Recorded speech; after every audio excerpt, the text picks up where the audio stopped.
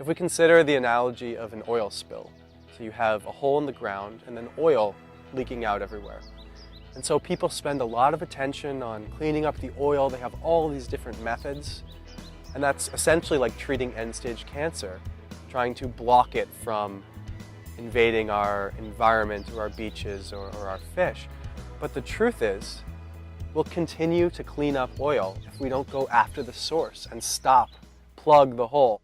I think in terms of cancer research, we're doing a great job at focusing our attention on cleaning up the oil, but we're really not paying enough attention to plugging that hole, and so we continue to get more and more and more cancer patients. So if we ever really want to stop this disease, we have to go a little earlier, which is to say, look at people in their 20s and 30s and 40s and start correcting the imbalances through lifestyle changes, and we'll never have to see cancer in the first place. So instead of focusing all our attention on giving people an extra week of life, we can really look earlier and give them decades of life and reduce the number of cancer patients we see overall. And as a scientist, we have this obligation to the public. We use taxpayer-funded dollars to study what's best for public health. If we can step back enough to realize as scientists that we're not doing the basic molecular biology research to prove certain lifestyle or other factors are responsible for susceptibility to cancer, then we're really not going to be able to empower people to correct those imbalances and lead them